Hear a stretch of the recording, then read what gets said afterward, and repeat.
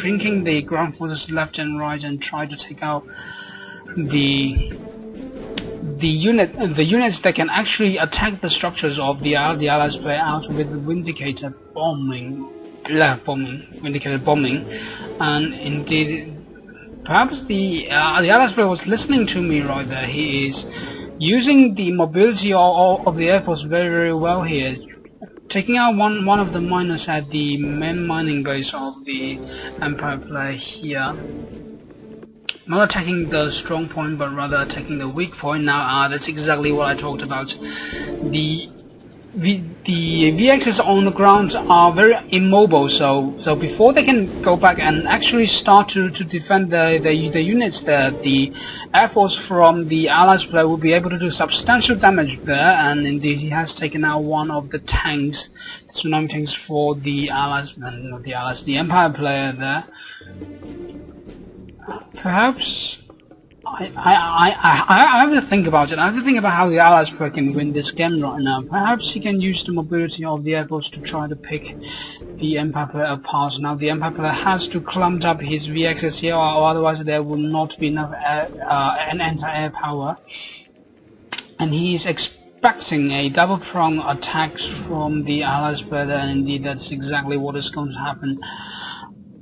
But with a very large number of VXs, I think that the Allies player will still be able to do damage here, since he has sufficient number of cryocopters on each side to do damage, and the Empire player has to choose one side to defend, so he is naturally put in a very disadvantageous spot. And with this anti-air force that immobile, I don't know how long can he sit on this 3 refinery here, since it's being constantly harassed by the Air Force of the Allies player right there, and the Allies player is looking to mass produce cryocopters. With this amount of money only pumping into the 2 air bases here, he can just continuously produce units and non-stop there, and indeed the Empire player, recognizing that, is going to put down a defender VX here.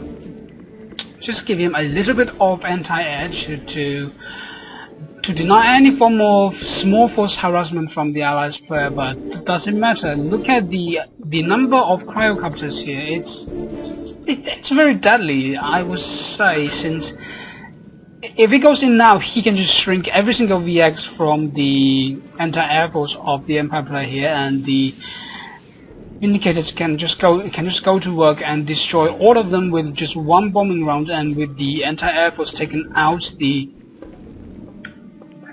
Allies player can just go back to the air base and refuel the bombs and destroy the entirety of the ground forces right there. The Empire player will not be able to outproduce the Allies player at this point of the game. I would say, wow, with only Air Force, the Allies player still has a very clear shot at winning this game here. He is patrolling the center of the map with his cryocopter, looking for an opening to go in, and the Vindicators along with them as well. Hey look, I bought fence. And oh, sorry, I'm a bit out of breath. I didn't have enough sleep last night, but it doesn't matter. Let's go back right into the game, and that's exactly what I was talking about: the shrinking bin from the cryocopters there. And even if one cryocopter gets shot down by the anti-air fire from the Empire player there, it doesn't really matter, since he's pumping the money from 3 refineries purely into these 2 bases here. He can just continuously produce cryocopters all day, and he wouldn't run out of money. And with 4 cryocopters, the ore collector there is instantly frozen and taken out by the Vindicator bombing round there, and indeed the 2 tankers are out of position. They are going to be shot down by the Apollo fighters here. Oh no! Wow, very phenomenal positioning from the Empire player here, preventing the jet tankers from being shot down by the Apollo fighters. The Apollo fighters counted just at such a scary number. They can just bring down anything from the sky instantly. So the S superiority is firmly in the hand of the Allies player there. And look at the the tsunami tank was just instantly frozen by the cryo beams from the cryocopters, and the VXs don't really have enough speed to catch up with the air force of the Allies player. So the Allies player is doing very well for himself, and even if any of his forces gets shot down, he will be able to instantly reproduce them. I would say if the Empire player can just push into the base of the Allies player there and try to do damage to the structures, since the Allies player does not have any means of reproducing structures, and if the Empire player goes for such a one-wave attack, I would say that it's going to be quite hard for the Allies player to deal with. But if the Empire player sits on this position here too long, he will eventually have to face an overwhelming number of cryocopters, and his entire ground force will be frozen and shot to pieces by the Vindicator's bombs instantly.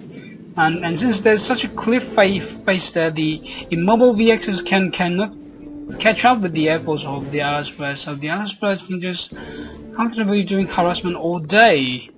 I don't know if the Empire players, perhaps he's hoping to outproduce his opponents right there. Perhaps he's thinking about producing out a very large number of Tengus and shoots down the air force in one single engagement, and then push with this ground force and win the game with that. But I don't know if it's going to work though. But the cryocopters from the Allies players are out of position here, and now they are all going to be shot down by the VXs, not the VXs, the Tengus, if they are not careful. And indeed, the air dominance is firmly in the hand of the Allies player there. All the Tengus were shot down safe too, and all the VXs were dead as well. No, well, most of them anyway. I just don't know. Now that the two players have lost most of the units with their respective sides, I would say the game suddenly comes into a very weird reset. It doesn't seem either I can do anything here. They will look to reproduce the entire army as well with 2 air bases. The Allies player will be able to crank out cryocopters at an incredible rate, and the Empire player does have the economical advantage firmly in his hands, and not the economical advantage, the unit production advantage, since he does have 2 unit production structures, but he is currently not utilizing the barracks here. He's purely producing max, looking to directly engage the air force of the Allies player, I would say, but that is not going to work. The air force is always going to be more cost effective than the ground forces from the Empire player right there, and unless he can crank out a very large number of Tengus, but the newly produced Tengus are not going to be a match for those general ranks. Well, some of them are general ranks, very highly ranked Apollo fighters here, and the Empire player just seems to be comfortably sitting on three refineries and taking whatever punishment the Allies player is able to crank out, which is just constant and very annoying pesky harassment here.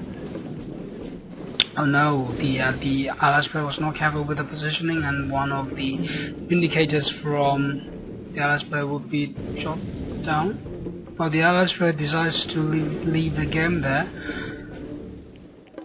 What a weird game. I downloaded it from gamereplay.org, and it was labeled as replay of the week, the newest replay of the week. It was just played yesterday, or uploaded yesterday. It's such a weird game. The Allies player was left with only air force and looking to win here. He was doing extremely well, but one false positioning of those cryocopters lead to the death of the Allies player there. Just tells you how important positioning is in this game.